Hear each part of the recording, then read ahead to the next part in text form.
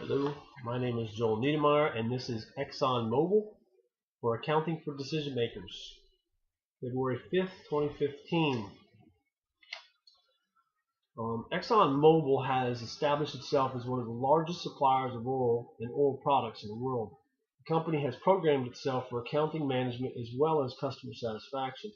A company of this size has to have a large advertising budget in order to promote the brand and the fracking procedures. The company has to set up in excess of $32 million for energy and environmental topics.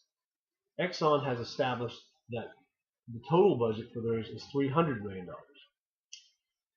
Managing customer relations and gaining new customers is one of the biggest tasks in business.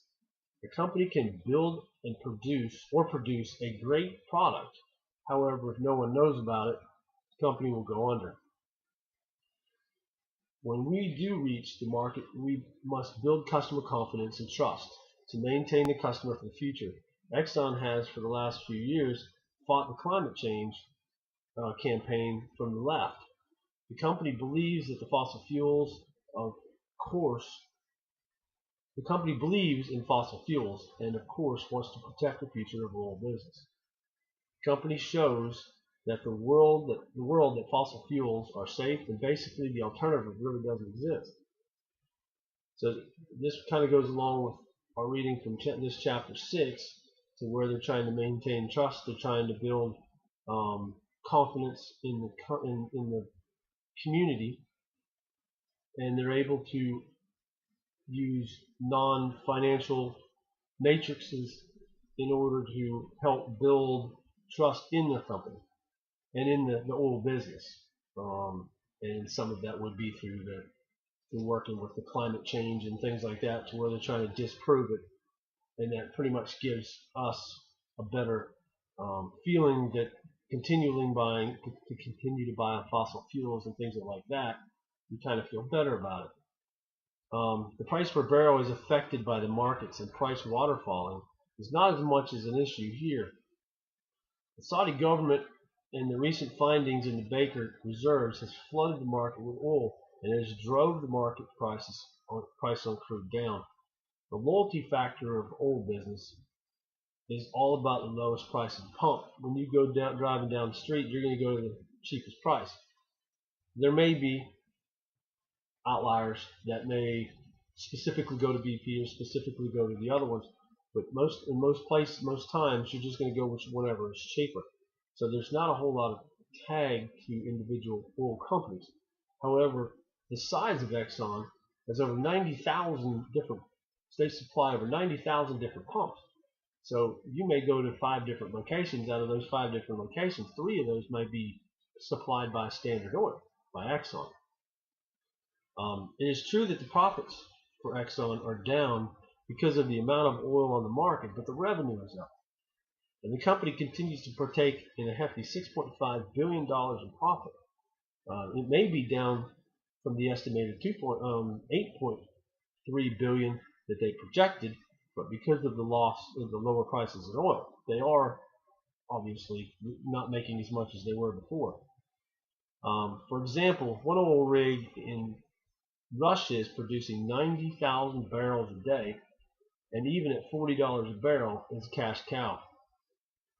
As I have previously stated, the advertisement campaigns are non-traditional in a way that the company spends money on dollars lobbying for the different procedures. In Washington, to do certain type of drilling such as fracking. When Exxon lobbies Washington for specific rights and spends millions of dollars on campaigns for the fracking procedures, it absorbs the cost in the price per barrel that they are pulling out of the ground. Just the massive amounts that they're pulling out of the ground. They don't tag an additional $1 or $2 or $3 or 50 cents onto the additional barrels. It's just once they find a new location, they're able to absorb it through pulling that volume out of the ground. They cannot mark up the price per barrel, because if they are, many suppliers out there will sell to them for market price, since it is a commodity. Exxon has made up the losses in advertisement, lobbying, as well as overhead in the sheer volume, as I've stated. Exxon does not have to sell oil at $100 a barrel to make money. They just have to hope that the fossil fuels are not put out to pasture. Measuring such performance for Exxon is somewhat of a useful idea. However, the demand for fuel for our cars outweighs the loyalty that we could have for one particular gas station or another. When we look at non-financial metrics, we have to look at the work the company does to protect the future to drill and sell crude oil.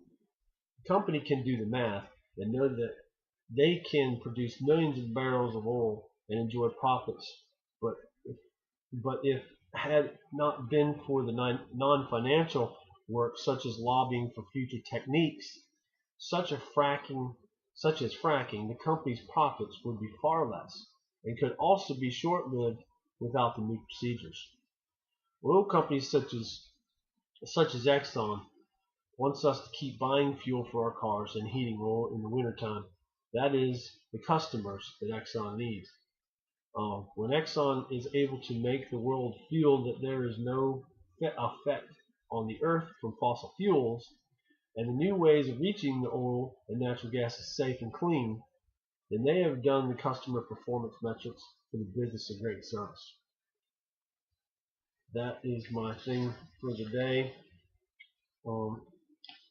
Like I said before, I think ExxonMobil is one of the most interesting companies to get involved to research, and how they go through their procedures for research and development, and how they lobby to Washington for particular situations, how they continue to try to keep oil in the forefront to keep us buying oil and gasoline for our cars.